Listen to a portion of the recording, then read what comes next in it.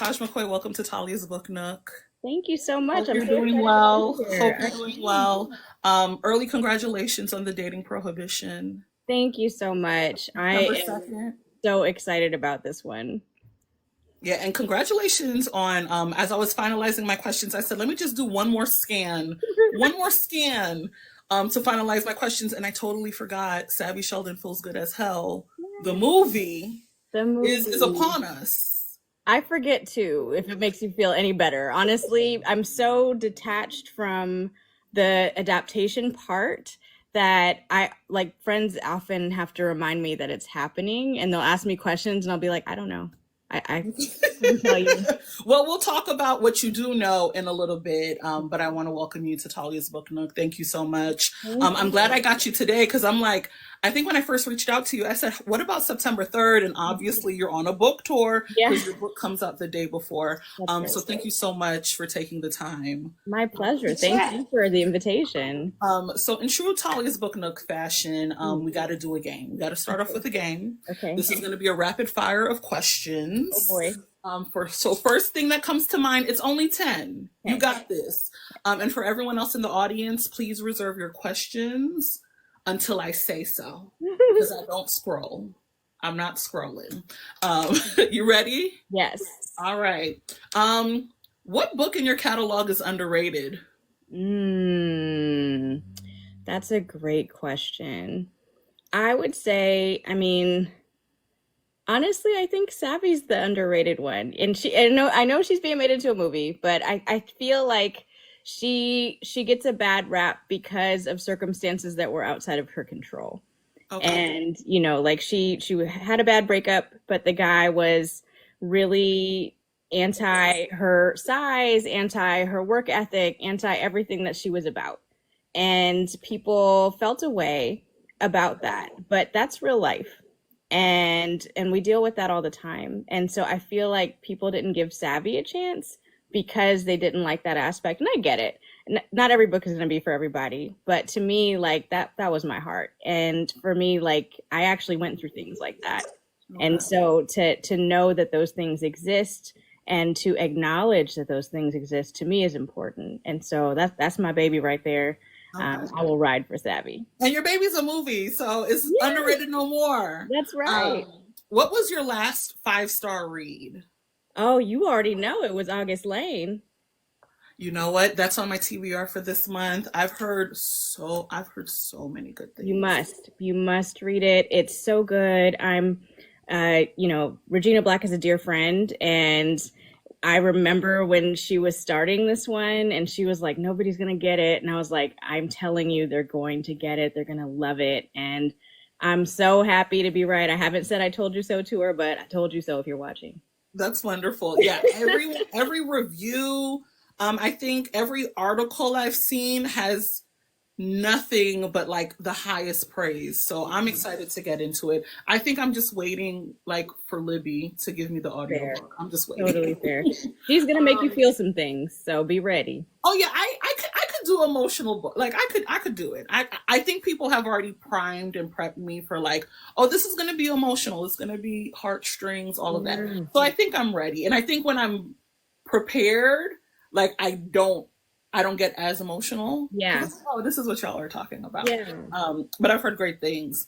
So you talked about how you see, part of your life and Savvy's life has had parallels. Mhm. But which one of your heroines do you see yourself the most in? I would say, ooh, that's tough. I would say I'm somewhere between Zora and Maggie. Okay. But Kendra, whom you've just recently been acquainted with, she's a close second because there's little facets. I do a lot of different things. I'm a Capricorn, and for whatever reason, I decide to keep myself busy with a bunch of nonsense. And so, like, every single interest, I have to be good at it. And so each piece is in a different book. Okay. Okay. Who would play Kendra and BJ? And this is from the Dating Prohibition, which y'all don't know about yet. Um, in a film or TV adaptation, who would play each? I've had a lot of thought about this, and BJ would be Trevante Rhodes with locks. Okay. And Kendra would be Dasha Polanco from Orange is the New Black. Okay. Okay. Okay. Has it been optioned? Because you're talking about you're thinking about it. It hasn't. It Okay. I hasn't. was about to sound like, are we breaking news today? Okay. No, I wish. Who are your author besties? Oh my gosh, there's so many. Cherish Reed is one of my day ones. Maisha Oso, Tanisha T. Moore. You actually had, I think, at least a couple of my clients on, because I'm also a literary agent. So Janelle Seegers, Natasha Bishop, Asia Monique. I represent all three of the trifecta. And then I have Carmen Lee, who's also a dear friend and client. And more. The list goes on. But yeah, I do have some questions about your literary agent career and kind of like what does that. But yeah, you just named some bangers, so like clearly you're good at what you do. I've been very fortunate. They found me. Okay, that's you the resume, the record is there. If you weren't writing romance, what genre would you be writing? I would be writing mysteries, probably like murder mysteries, but they would have to have funny elements and they would still have to have some steam. Okay. Have you tried at writing mystery lately? I have a proposal in the works right now. All right, fingers crossed. Yes. Which one of your books was the most challenging to write? The most challenging to write was The Good Ones Were Taken. I really struggled. My ADHD and my anxiety just got the better of me, and I was staring at a blank page for a really long time, and then had to really hustle and wrote about 60,000 words in 7 days, which is not something I would recommend anybody attempt. But I realized for me when anxiety gets really bad that I have to not look at a screen. And so I actually started dictating. And so that's how I wrote that book and how I wrote The Dating Prohibition. Okay. All right. So you said 60,000 words in 7 days, and a novel is what, 100K words? Yeah. Yeah. So, okay. So in The Dating Prohibition, there is a friends with benefits situation. Mm-hmm. What is your number one tip for a successful friends with benefits situation? Understand the rules. Okay. If the rule is that y'all can't catch feelings, you have to be able to stick by that. And if the rule is that y'all are going to stay secret, then there has to be an understanding of, if something about our dynamic changes, then we need to sit down and talk about it again. People have to be willing to talk. And I think that's where a lot of times they go wrong, because they just assume everybody's on the same page the whole time. And that's usually not the case. But if you're willing to communicate and just keep it a buck, it works. Okay. What is one thing you have to do every pub day? Every pub day, I will take a selfie with my book. Okay. And I will pick a birthday song for my book and post that. And then I actually try to stay off the internet for a while. I get really nervous. How long? Probably half the day. Okay. I thought you were not like a super long time. I don't do really the hiatus thing or whatever, but it like I start getting a lot of tags. Well, I already am, but it makes me nervous. And, I've been very fortunate. I'm not typically tagged in bad reviews, but every once in a while I'll get one. And, I think the hard part is romance is so fast that when a book is coming out, we may be working on the next one or the next two. And anything that's going to possibly pull you out of your ability to be creative is something you have to avoid. And so I just try to protect in that way. Okay. Have you picked a birthday song for The Dating Prohibition? Not yet. I haven't. Okay. And is it a surprise? Do we all have to wait? It's always a surprise because I don't know until the day of, honestly. Okay. And looking at your catalog, this is the last one. Which one of your MMCs is the most misunderstood? The most misunderstood. I would say, I feel like everybody gets them though, but I would say probably everybody understands Garrett from The Good Ones Are Taken, so I would say it has to be Reed from Zora Books or Happy Ever After. He's on the quiet end, but he's definitely a cinnamon roll. He definitely fell first. He had secrets that he wasn't really able to share, even if he wanted to. But he was very much all about Zora. And to me, he's not my number one, but he's close. Okay. That wasn't hard, was it? It wasn't. Thank you. Because, we're going to do this or that at the end. So you'll get back to me on whether or not it's hard. But yeah, I was first introduced to you. I think the first one of your books I read, I think it was either Zora Books or Happily Ever After or Sadly Sheldon Feels Good as Hell. Did you always know you wanted to be a writer? Always. Like, what age are we talking? My first publication was in second grade. Okay. And then my first short story publication was in fifth grade. And so to me, once that happened, and I actually, like, I have the old Trumpet Book Club anthology where my story is, like, to me, I've always been that. And it was always something I wanted to pursue. And more than anything, I think the obstacles that got in the way were family expectations. You know, like, you get to declare your major in college, and my family was like, what do you mean English? You're going to be a teacher? You're not going to make any money. And I was like, excuse you, like, it's a perfectly respectable, you know, route. And they were like, no. So I ended up majoring in business law. I went to law school, took a really long route, was in senior administration for law schools, traveled all over the place doing admissions and recruitment. And even still, I was writing the whole time. I couldn't get away from it. It's how I express myself the best. It's the only way that I know to kind of get all my feelings out if I need to, so that I can get back to centered. Okay. So what was kind of like the catalyst for you to, like, give everything to writing? Like, at what point were you like, I gotta leave this corporate thing. I need to focus 100%. Like, what was that moment? What was that incident? What was that catalyst for you? Yeah, that's a great question.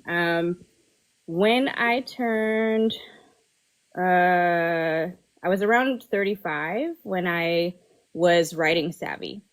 And a good friend of mine, whom the book is dedicated to, was the reason I finished Savvy. But while we were doing our admissions recruitment, we would be on trips, and everybody would meet up after an event in the hotel lobby. And I'd be like, I'm going to go up to my room and write for an hour, and then I'll be back.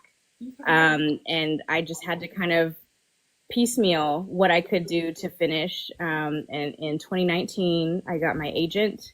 In 2020, I got my book deal.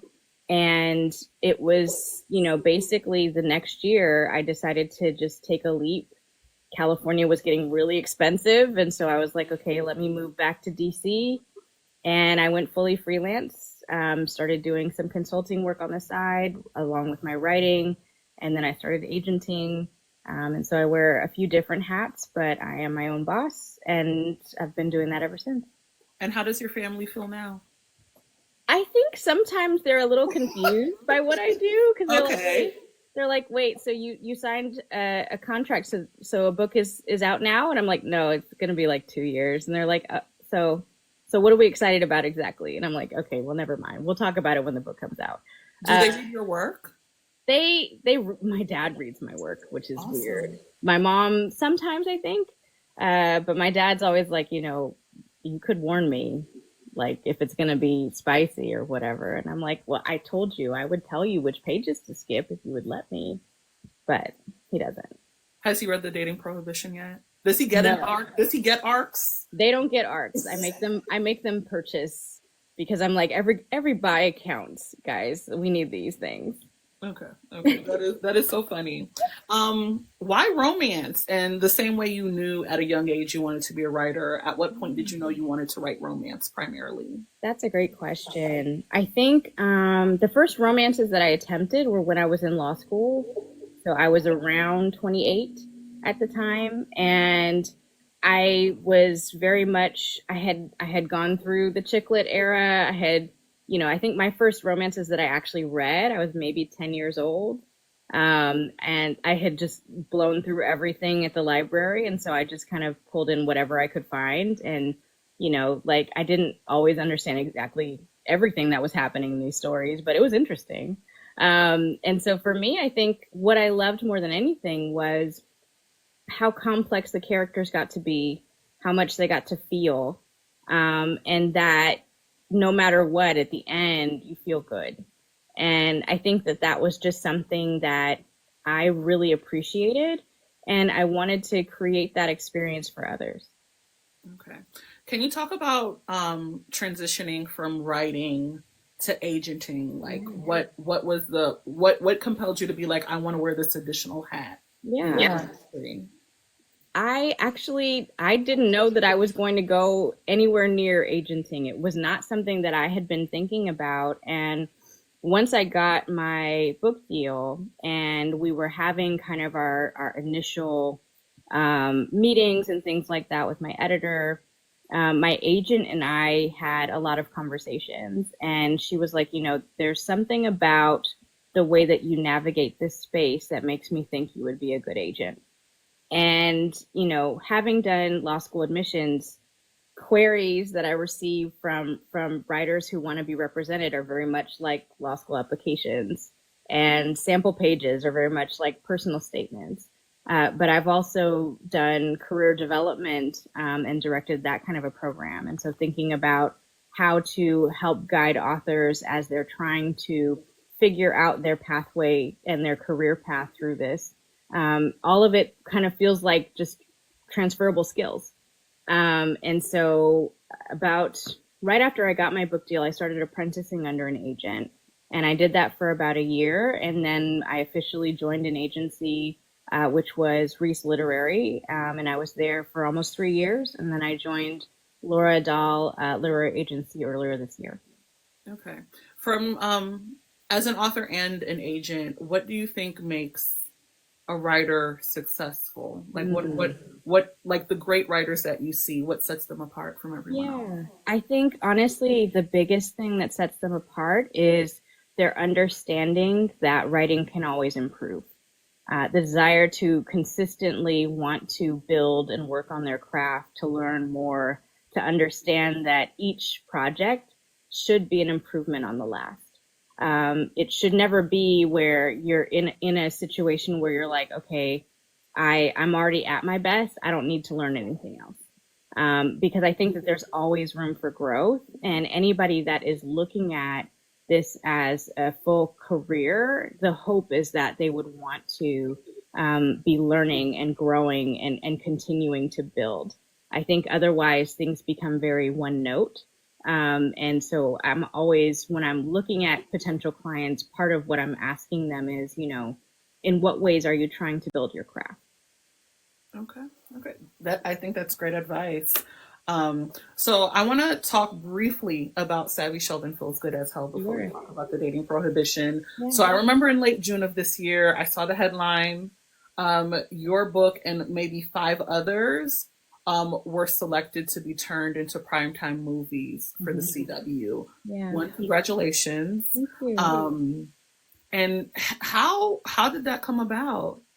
A lot of it happens behind the scenes. I do have a film agent, and the book got optioned about almost 2 years ago now.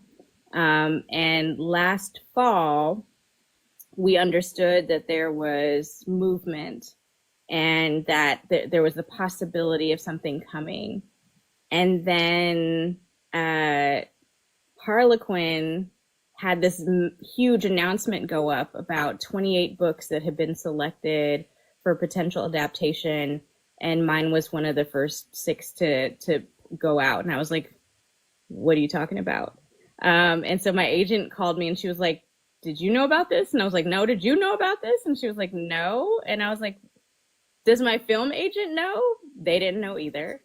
And so like it was this really weird moment where I think I got caught up in the deal without them realizing I actually held my own rights. And I hadn't sold those to Harlequin. And so we ended up folding into the deal. And from there, gosh, December of last year is when I found out that Amber Riley was going to be the lead. And it was interesting because right before that, I had a couple of folks reach out to me to let me know that they were auditioning. Okay. And I didn't even know auditions were happening. And I was like, well, good luck, because I don't get to choose. Like, I clearly don't have no say. But I'm rooting for you. And so, you know, I didn't even know Amber was in the running. But once I found out, I was floored that it was going to be her. And they flew me up to Toronto on my birthday this year in January so that I could visit the set. And I got to meet Amber and a few of the others. And there are still parts about it that I can't say anything about yet, but hopefully there will be reveals soon. It's supposed to air sometime this fall. I haven't received any dates yet, but I am in touch with the director, with the media company, and so hopefully we'll have some updates soon for everybody. Are we at least in post-production? Because is soon. Okay. Yeah. We finished filming by the end of January, and so we've been in post-production the whole time. And I know that there were director's cuts at least over 2 months ago. So I just haven't seen anything. Okay. Awesome. Which other, if you had to pick a book out of your catalog to be adapted next, what book would that be for you? Oh, it would absolutely be Zora. All right. Yeah. What's your dream cast for that? Oh, for Zora, gosh. I feel like there's so many people that could play Zora, but I would love like a Michelle Buteau to play Zora. I think that would be so fun. But also I would love to see her in that kind of like role where she gets to have those spicy moments and be desired by two men. Come on, girl. Like, I want that for her. Okay. We were just talking about Zora books or Happily Ever After for someone else's questions. Oh, sorry. Yes. Okay. Well, congratulations. The fall is literally like in a couple of weeks. So I know. The movie's coming out. What do you plan to do? Like, what's the situation? Are you going to do a screening? Are you going to LA? How are you going to celebrate this? Well, so my client, Natasha Bishop, said we're doing a viewing at her house. And so that's what we're going to do. All right. Yeah. Sounds like a plan.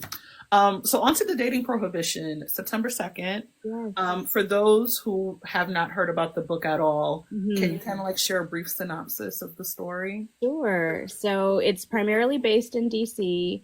The Dating Prohibition is about Kendra, who is returning home after basically having a 2-year hiatus away where she was doing a lot of different things in a lot of different countries to find herself, to connect with food, and to create her plan for the business that she wants to create. She wants to make a speakeasy separate club and lounge. And she comes home and helps with her brother and his wife as they're opening their first restaurant. And while there, runs into her brother's best friend, who is someone that she had a crush on when they were younger. And there's a lot of chemistry. No, there is indeed. And I listened to the audiobook, so getting to hear it. Yes. Definitely, for sure. What was the inspiration for the story? Well, the fun thing with that is it's inspired by real events.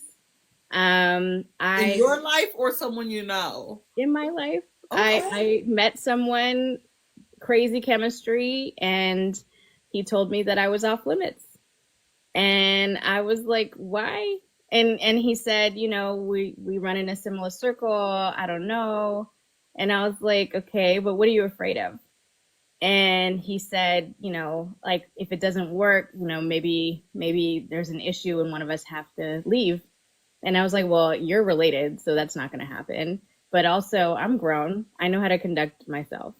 And so nothing ever happened.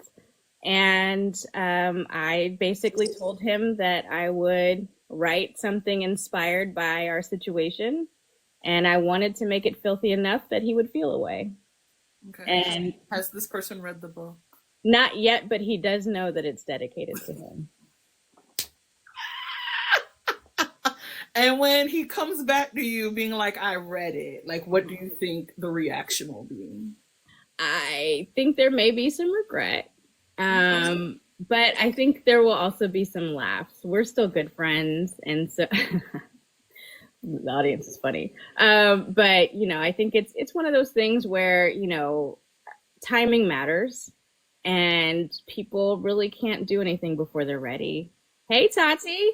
And so, like, you know, I can't really fault him for it. But at the same time, I'm of the frame of mind, like, if you really can't just tell me you're not interested, and then I can get over it. But if you're like, no, I'm interested, then you need to make a move. And so it just is what it is. Okay, yeah, because I do remember hearing the book's dedication. Yes. And that individual you named, that's clearly one of them. But I also want to talk about the real life business. Yes. That has inspired the book, or that you've dedicated the book to. Yes. For those who are not in the DMV, I'm in the DMV, Taj is in the DMV. Yeah. There is a Black-owned business in Mount Rainier called Era Wine Bar. Yes. And they are doing pretty great. It's been a couple of years, I feel like. Yes, they opened in November of 2021. I was there day one. I actually, in my past, I was a private chef at one point. So I actually cooked in their kitchen for about 6 weeks while their chef was injured. So I'm very, very close to these owners. They're some of my best friends. Their son is my godson. And so we love each other so much. And so I used Era as inspiration for Palette, which is the restaurant that Kendra's brother Logan and his wife Shonda open in the book. Okay, and what is their awareness about the book? They are aware. So Michelle, who is the owner of Era Wine Bar, she and I are doing a brunch bubbles and books event on Sunday the 7th. And so she's reading it right now, and she's quite tickled by the inspiration, but she also knows the full story as well. Okay. And when do tickets go on sale for that? Because I've been looking. I think it's going to be a free event, so I think you just need to make reservations. Okay, so you just make regular reservations during the time. Yeah. Okay. Because I'm just like I guess it's gonna drop any day now, and I'm it like, could, yeah. Like I'll text them and ask if there's going to be tickets, but I don't think it's a ticketed event. Okay, that's good to know. Yeah. That is awesome. So yeah, you've also been a private chef. Okay, so you've done a lot of stuff. And I see you saying that, like, you see a lot of yourself in Kendra. Yeah. And it's starting to all make sense now. Yeah. So this book is set in DC. One of your other books, I think the one that comes to mind, Zora Books Are Happily Ever After, is also set in DC. Yep. How did you go about, what is your approach to writing about a real life place and making sure that it's authentic, it's reverent? Like, how did you go about writing this story set in DC? Yeah, that's a great question. For me, like, it's so much easier to take inspiration from a real place than to create one, because I would forget all the things that I set up about that place. Whereas, you know, if I'm using DC, it's easier to, like, research the region and the local trees and, you know, different aspects about the area, you know, different things about the neighborhoods that would be pertinent. I felt like Zora was in a lot of ways my love letter to DC, because it just brings me so much joy to be here. And so in coming back to DC for this story, and actually Throw Away the Key is also in DC because that's a follow-up to Zora's story. But for this story, you know, I got to explore this place again, but also from a different lens, because part of what Kendra wants to do is she wants her business to be in a landmark building.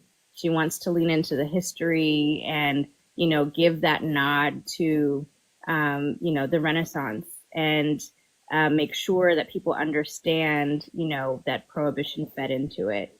And the beauty of that is that BJ, her love interest, is a professor of historic preservation. And so he's doing research on landmark buildings. And so he goes with her to different locations while she's looking for a business establishment place. He's doing research while he's on sabbatical. And how do you go about researching? Because, like you said, BJ is a professor. Yeah. His focus is historic preservation. You're talking about opening a new business, trying to build a new business. Like, how did you go about research? Is it all first person knowledge, or is it something that's like, oh, I need to read up on this, I need to talk to experts, I might need some beta readers? Like, how did you go about making sure that talking about palette and Kendra's, proposed business, and BJ having a doctorate in this, like, how do you make sure you know what you're talking about? Yeah. So for me, the lucky thing is I spent every day for almost 2 years at ERA. And so I got to see a lot of the ins and outs of how that business runs. But also the owners are two of my best friends. And so talking through business plans and what might make sense and how they went about, doing the whole funding and, talking through, distributors and getting liquor licenses and all those things. I got to pick their brains a lot. I did do a lot of research online as well. And I happen to know a professor of historic preservation, so I got to pick her brain, and also did a lot of research when it came to just landmark buildings and the ways that those buildings are the landmark designation is given, and what can be private versus public, and all the things. I like to learn as I'm writing something, and so it's a lot of fun to do the research, but also I want to make it feel authentic, and so I definitely try to make sure that I'm running some things by folks, so that I feel like I've hit the nail on the head in terms of like the accuracy. Okay. So Kendra is our main character. She is a fun time. I liked her. She's definitely big personality, knows what she wants, very ambitious. What are some of the other things that you think readers are going to connect to as they read about Kendra and her character? I think what I like about Kendra the most is that, through everything, even as she feels like, things aren't necessarily going her way and her parents kind of favor her brother over her, and she is hitting a lot of roadblocks and obstacles. Her relationship with her brother never wavers. The support that she has from her cousin and her aunt never wavers. And she, even though has moments where she's like, is this going to work or not? She just keeps going for it. And she doesn't give up on the thing that she really wanted to be her dream. And she doesn't compromise in ways that make it so that her dream is only kind of a half-life. And that's, I think, what I love the most about her. She has an opportunity to compromise, and she doesn't. All right. And BJ, he was interesting, what are the things that you think readers are going to love about BJ as a love interest? BJ is that brooding, serious, kind of gruff, not always grumpy, but so reserved that sometimes you can't tell what they're thinking. And that makes them even sexier for some reason. And like, he is that quintessential kind of like standing up against the wall, arms crossed, kind of frowning, trying to figure you out. And at the same time, like, is probably thinking of all the dirty things they want to do to you. And you have no idea. And that's what I like about him. I like how intelligent he is. I like that he is about his business, but most of all, I like that he is clearly about Kendra, even when she doesn't see it. And it's definitely one of those things, she gets up and has moments where she's willing to walk away. He isn't. And so it's one of those things where you're just kind of looking at them and seeing, a lot of times you see that in reverse. And I like that it's coming from him. Okay. And what do you think about their relationship? People are going to be able to relate to? I think that there are a lot of times where people question, should we, shouldn't we? And because you get to see them have those question marks and then just basically kind of say, fuck it, we're going to try it. I love that. I love that, they decided to take a chance. I think that they just couldn't help the pull that they had to each other. And sometimes you just can't deny that. You have to see it through. And whether it works or not, at least you had the opportunity and the moment together to learn something new. I think that a lot of times people are afraid that everything's gonna end up in some like super dramatic thing, but it only ends up that way if you let it. I think it's really about making sure that throughout this whole process, whatever it is that we decide to get into, like we need to be on the same page together the whole time. Okay.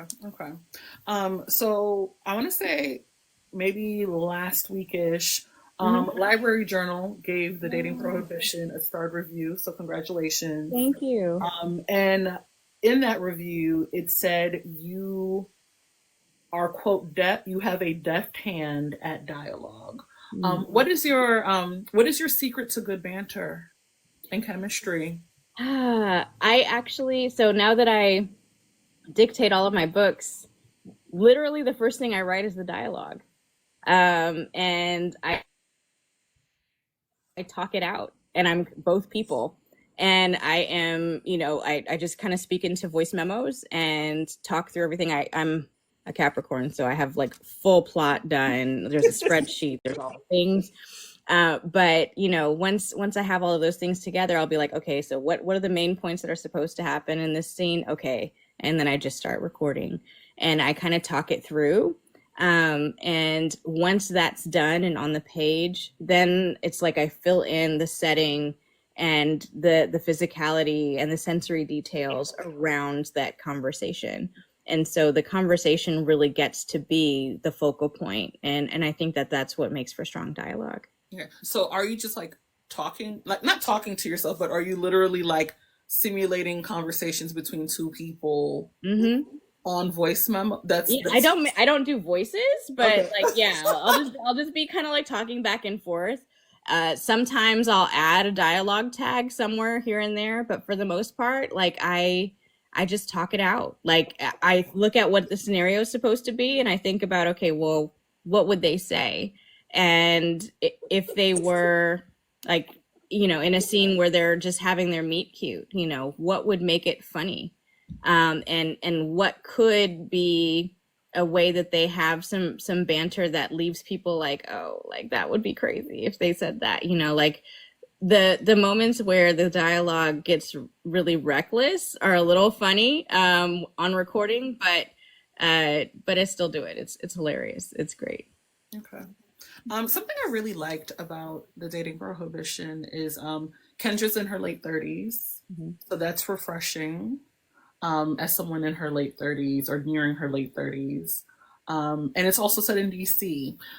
And there were moments where I'm like, I mean, this feels familiar. Like dating at this age in this city feels familiar.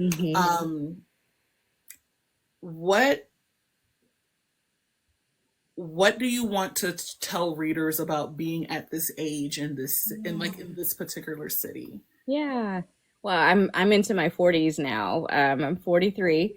But for me, I would say being in DC, I mean, at this exact moment is a little hard. Yeah. But, in general, one of the things that I love so much about the DMV is I love that there are so many of us. And when I say us, I mean Black, creative, professional, educated, just beautiful people. And there's so many businesses, so many different people that you can support, people that you can connect with, people that will help support you. And it has become one of my home bases for that exact reason. So many of we call them tramily, they're our travel family, but so many of my tramily members live here. And so it was easy to make it feel like home. And what I love more than anything is, the way that we pull up for each other here. And it is so easy to find someone and say, oh, wait, do you know this person? Oh, I know that person. Oh, okay, so I know who to connect you with next. And literally, so many of the opportunities that I've had here are because of others that I've been able to connect with. And it's not been like I lived in LA for 12 years. In LA, it always felt like someone was trying to get to know you because they wanted to know who you knew. Here, it's like you are building a network of people, and they're going to hang on to you. They're not going to let you go when they feel like you've run your course. It's really not like that. Dating is another story, but the connection. What do you want to convey to those who have not dated in the DMV? What do you want to convey to them? Dating is trash, but still try anyway. I think that I've met some lovely people. Literally, none of them have actually been ready to commit to anything. I find that a lot of the people that I meet are very much living kind of their bachelor or bachelorette lives, which is fine. That's really not me anymore. And so I've just kind of been here in my little cave, and I'm good with it. I will go over to Era, have my wine, pull out my laptop, and do some work. But I do find that dating here, just like honestly when I lived in LA, it's hard to find people who seem like they're actually ready. And so for me, I will let it find me when it's ready. All right. Switching gears. Mm-hmm. So this is the fourth book of yours I've read. And I don't know if it's my memory is escaping me, but this feels like this was the spiciest of the four. Okay. And again, I don't know if it's my memory, and you're like, no, this other one is clearly more like, please correct me. But in my mind, I'm listening to it and I'm like, I don't remember, like, yeah, Zora got it on. He was dating two guys, and Savvy got it on when she got cracked, and like all the good ones are taken. But I don't remember. I was listening to this and I'm like, oh, I was like, do you feel like it's the spiciest in your catalog? It probably is close. I think I'm not sure if you read "Throw Away the Key," but that has some good heat in it, okay. And that's my first sapphic, and so I got to have some fun there. But I do think there's a good amount of toy play in this one too, and that adds to it. But yeah, I think that's possible. Zora definitely, she had moments with both guys, and it probably didn't feel as spicy because Zora was dealing with two guys, like one of them kept disappointing her. And so that's not going to be spicy because then you're like, well, that was a dud, but here there are no disappointments. Kendra is. Yeah, I was just like, Taj, I'm like, I don't know. I was like, I don't recall. Okay. Why was it important for Kendra and BJ to have like this extreme sexual chemistry? Yeah. I feel like people say like when you get into your 40s, you're kind of at your sexual peak. Maybe that's a thing. But I was just kind of like, I feel like there's a lot of times where people read my books and I'll have like a number of people be like, oh, wow, this is really spicy. And then have other people be like, 2 chili peppers. And I'm like, really? Like, what would it take to get to 5? and I still don't think I'm there, but I like pushing the envelope to see like what are people going to be really into? And I find that, when I push a little more, my readers seem to enjoy that, and I'm here for it. So I'm like, okay, well, let's see what we can try that might feel a little new. Okay. Yeah. I was just like, I don't remember the last three by the authors reading this one. But yeah, Kendra and BJ have a great old time. They do. They have a good old time, and we'll leave it at that. Yes. So also in this book, there are a lot of familial relationships, right? You have her older brother and sister-in-law who own this wine bar. He's the golden child. Yep. One of her best friends is her cousin. She has an aunt she's really close with. You know, her parents are around. She has other aunts and uncles. What did you want to communicate about family in this book? You know, I love being able to show different dynamics when it comes to intergenerational relationships. I got to explore that a lot with Zora and Granny. And, you know, Granny Marion does reappear and throw away the key, so that's fun. But, you know, Maggie, she was really close to her dad, and the good ones are taken, but her mom had passed. Here, I got to explore, you know, the parents and, you know, just kind of the dynamics when it comes to siblings. I definitely, you know, see some of those dynamics in my family at times. And I don't mind, but I do recognize that those things are there. And I think it's important to acknowledge that, you know, while parents often try their best, there are times when it feels like, at least for one of the siblings, like they're not necessarily getting the same parenting and the same love. And so having that dynamic be there and having her brother be aware and willing to acknowledge that maybe sometimes he gets a lot more than she does, and that he's still trying to take up for her. Whereas sometimes you have that dynamic and they just accept that they're the golden child. You know, I really liked to play with that. And I grew up with a ton of cousins. And so being able to show those dynamics of having, you know, cousins that can be best friends and aunts and uncles that can be second parents, and, you know, the granny and papa who, you know, are still like so loving and doting, you know, from, you know, their parents on both sides, you know, to be able to have those relationships. All of my grandparents have passed. And so in showing and honoring some of those relationships, it's just kind of also me reflecting on those relationships. Okay. Yeah, there was a lot. I was like, yeah, this family is like they're very tight knit. Yeah. And like, yeah, a lot of different dynamics at play, which I really, really appreciated it. What would you say was the most challenging part about writing this book?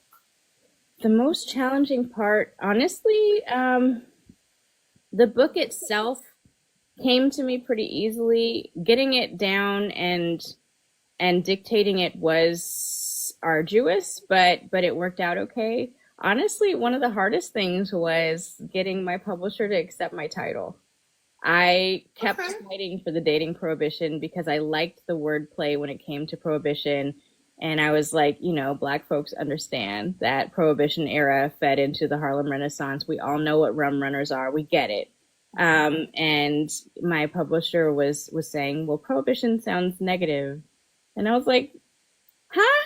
Like, what do you mean? It makes it sense. And, you know, the titles that they were coming up with, I was not a fan of. Can you share? What were the rejected titles? The one that comes to mind is Speakeasy Love.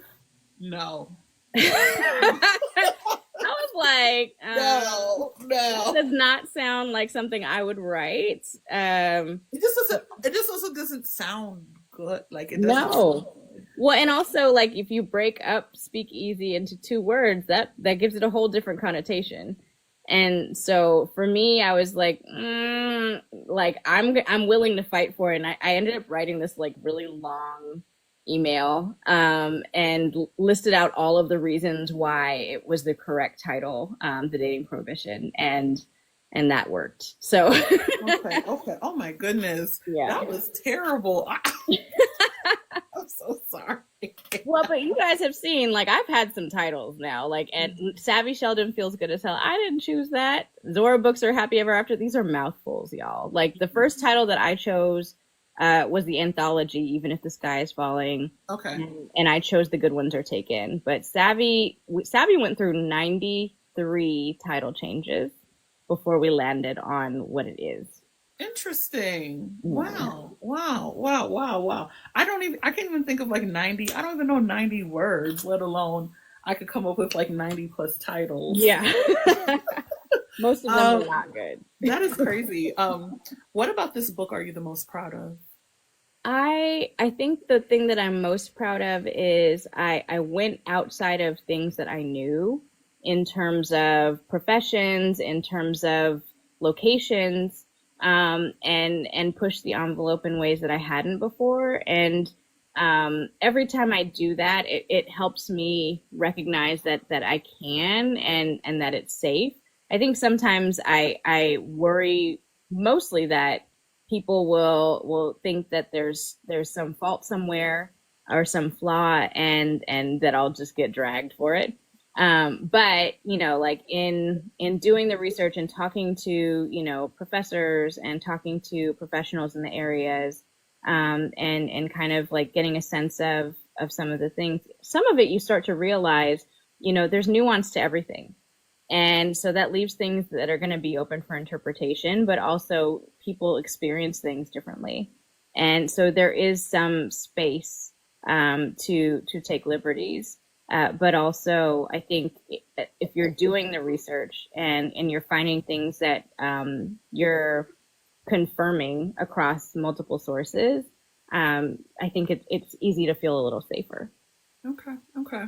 Like you mentioned, in romance, you're probably working on one or two things before the current book even comes out. What are you working on next? So right now I'm working on several different proposals. One will be for my publisher. I have to submit my proposal for my option with them. And so I can say that is actually my first attempt at a retelling. Okay. And so it's a modern day retelling. It is in the Austen verse, but it is not Pride and Prejudice. Okay. And so fingers crossed for that one. I actually really, really love this concept. And so I'm hoping it gets picked up, but we'll see. If it doesn't, I'll indie it. It's fine. Okay. I don't care. But I'm also in the process of making that proposal for a romantic mystery series. Okay. And so I'm really excited about that one too. I have the concept for the first book together, so I need to start writing sample pages. And I also have a proposal for a YA romance. All right. Well, good luck with all of that. Thank you. And outside of those, I am working on an indie novel as well. And that one, I call it my Wedding Crashers book, but it's actually more of a workplace romance. There are just moments where they happen to be at some weddings during things. Okay. So you're busy, and then you're an agent, right? And then I'm an agent. So like I say I'm doing all of these things, but my clients actually come first. And so I write when I find pockets of time. Okay. That is you got a lot on your plate. Tell us about the book tour. So the great thing is, you know, I was pleasantly surprised at how many bookstores were like, "Hey, do you want to come by?" But I'm all over the DMV. I get to be at East City Books with Tracy Livesey. Natasha is going to join me at Friends to Lovers in Virginia. You're going to be with me, and Michelle at Arrow Wine Bar. But you know, I'll be at Loyalty Books. I'll be at Park Books. I'm going to visit Steamy Lit in Tampa. Trope Bookshop is having me back in Charlotte. Brave and Kind, I finally get to visit there in Atlanta. And then I have an event at Heartbound Bookshop in Anaheim before Steamy Lit. And so there's a lot of places that I'm going to be hitting. And along the way, we're going to make an announcement about some potential relocation. Okay. All right. And for those who haven't seen the tour announcement, you could go to Taj's social Instagram. media. Yeah. For those who have questions, you can actually start asking those now, because we're gonna do a this or that. We're gonna answer a couple of questions, and I'm gonna let you go. Okay, sounds good. I'll let you go. This or that. Friends to lovers or enemies to lovers? Ooh, friends to lovers. Okay. Quality time or acts of service? Oh, that's a hard one. If it's me, acts of service. Okay. Pregnancy trope or epilogue baby? Epilogue baby. Okay. Fast paced or slow burn? Fast pace. Okay. Red or white wine? Ooh, red. Okay. Do you like character driven or plot driven stories? Character. Okay. Do you write with or without music? With. I always make a playlist. And they're usually on Apple Music. Okay. And are the playlists like related to the stories? Like, does the music come first or does the story come first? It's a little of both. When I'm doing once I've plotted it out and I put it into a spreadsheet, I actually have a column for vibes. And in that one, I might have what song might be playing. And so for me, when I'm writing, I'm very visual. And so like, I'm kind of like staring at a blank wall, watching the movie play out. And what I write is what I see. And so I think about what I might be hearing as that's happening. Okay. Can you share a song that you listened to while writing this book? Sure. Let me pull up the playlist because that is. And you said on Apple. So for you Apple users, you finally get catered to. That's right. It's so important to have, these things happening. But yeah, I have a playlist literally called like Kendra and BJ. And on that one, okay, there. On that one, whoa. Okay. I mean, Jasmine Sullivan does make appearances. Okay. Her is there. Money Long's Made for Me is on there. Let's see. One of the songs that, Janae Aiko's Triggered is on there. There is a moment where she is kind of triggered. Real Thing by Pink Sweats. Like, I actually like that one a lot for them. And so that was one of the songs that I think stuck with me the most. Say So by PJ Morton featuring JoJo was another one that came to mind a lot. This playlist is longer than I thought it was. Is this available to the public? Can people listen? Or I believe so, yeah. So if you guys look for me on there, like I have several playlists on there, like because I have one for Savvy. That one, the original title for that was Just As You Are.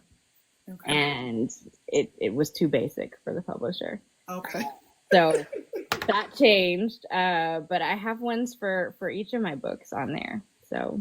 All right. Awesome. Do you outline or are you kind of like a discovery writer? But now you dictate. So like, so I guess you're the latter now? No, I outline heavily first. And so what I do is the thing that authors hate the most is drafting synopsis, but I actually love them. And so I do that first. I draft a synopsis and I include the beats in the synopsis. And then I take that and translate that into a spreadsheet. So that I know scene by scene what the main points are gonna be. And then once I have that, then I can dictate. I think writing the synopsis is the easiest. I think so too, but some I don't know hate it. Okay, that's interesting. If you could only be one, what would you be, an author or an agent? Oh, if I could only be one, I would be an author. Okay. And then last one, book talk or bookstagram? So to me, like, they're so different that it's hard to say. Like, there are definitely people that I follow on both, but there are some that are only on one or the other. And so it's like, I can't pitch all against each other. But at the same time, like, I'm definitely on Instagram more. For me, like TikTok, like the videos and like the energy that has to go into editing some of these things it's exhausting to me. And so that's why I don't post as often as I probably should. I recognize it, and trust me, my clients are on my neck about it.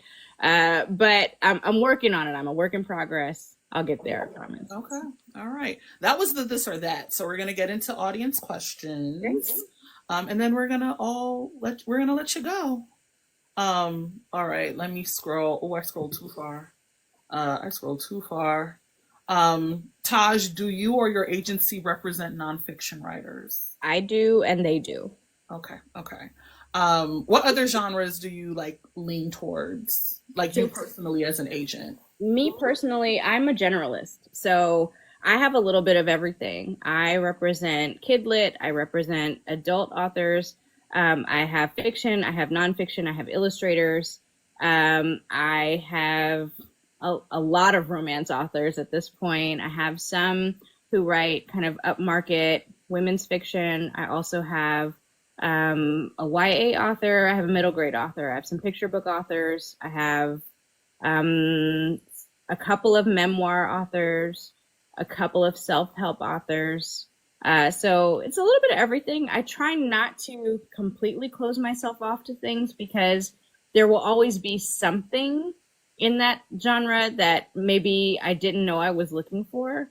I do try to shy away from certain things. Like I'm not the right person for epic fantasy. I'm not the right person for war stories. Oh, very specific. Right? Okay. Like, okay. But I get a lot of them, and so I'm like, y'all, like, please just don't send that to me. Okay. You know, or like sometimes people will have things like child abuse or essay on the page, and that's just not a no-go for me. Okay. But most things outside of those, you know, I'm always looking for mysteries and thrillers. I'm always looking for parts of history that aren't told in school, or highlights about people that folks don't necessarily know a lot about, especially in like picture books. And so there's a lot of different things, but my list is getting kind of full right now. I just signed on 2 new clients. Busy. Yeah, I am. Yeah. I am, but it's good. Yeah, and you're like naming like dozens of like you've named like do you have like dozens of clients? Like how does this work? I just signed 2 more, so I think I have 27, 28. Is that average, normal? What is it? Depends. I think for full-time agents, that's a good number. I definitely know some who have 40, 50. I know of some who have over 70.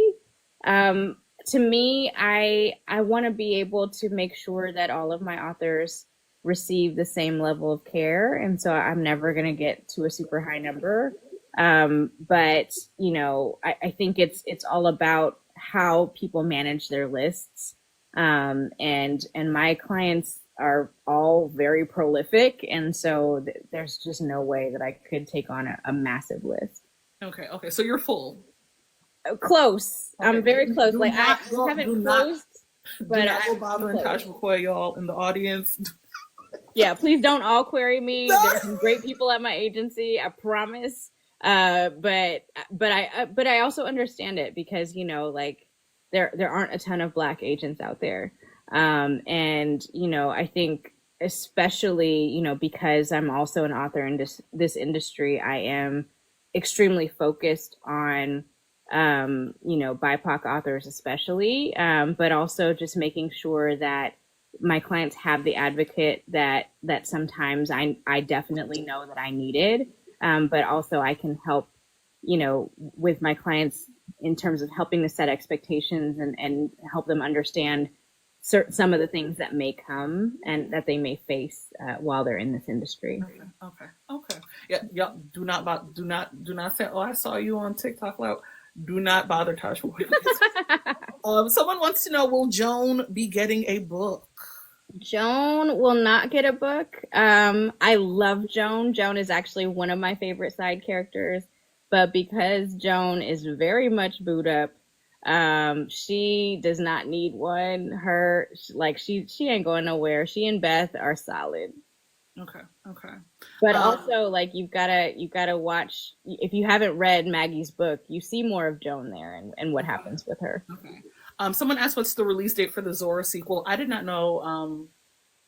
Throw Away the Key. Oh, that came out in February. It's already out. I know my Libby doesn't have it. I feel like the last time I checked. Yeah. Interesting. Okay, let me. That was my first indie release. Okay. And I also did the Audible myself on that one, so it's a read aloud. Okay. So you narrated it, and how was that? You know, it was a little scary because in my mind, any recording of me sounds really nasal. I'm the same. I hate the way I sound. I hate the way I sound. It's crazy, but I really loved it. Like I had a lot of fun with it, and you know, it made things really easy. But I was also just wanting to test the waters because I had been talking to a lot of people in the industry, and we were talking about, you know, marketability and how sales can tank a little bit if you're not able to have the audio release at the same time as the print and the ebook. And so I was like, well, I want to try and just see. I was like, maybe it'll be crap, but you know, at least I tried.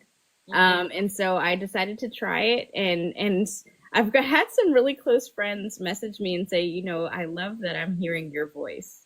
And so that's cool. I appreciate it, but it was a lot of fun. And for that being my first sapphic, you know, like I think I already had nerves, because I am queer, but I don't often talk about, you know, like all of my identity, because in my mind, it's not everybody's business.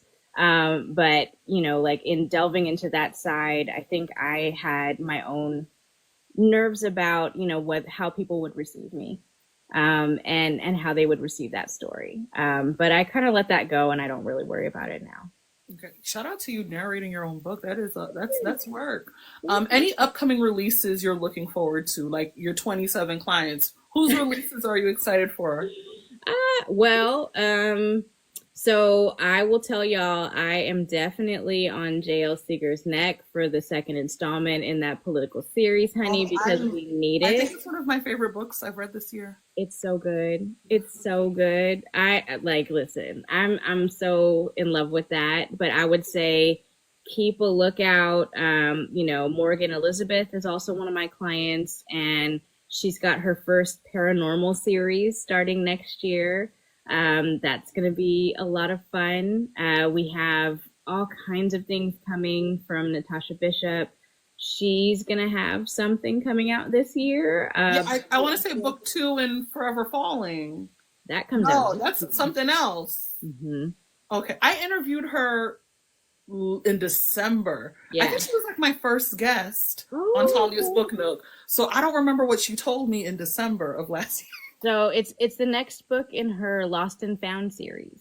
Oh, so book 4. She did say a book 4. Yeah. She did say there's a book 4. Okay. I'm like, what did she tell me in December? And I'm realizing, like, as I interview authors and then news comes out about them, it's like, oh my God, you were keeping secrets from me. Like, I remember when JL Seegers got her trad deal, and then New Haven got optioned for TV. I was like, I talked to you in March, and I'm like, I feel like you knew these things in March, and I talked to you. You just sat on the live with me, saying nothing. I'm like, she probably did know. Actually. and like, I would ask her questions. I'm like, would you want any of your work to turn into TV? And she's like, oh, I would love that. I would love knowing that there are people on her phone.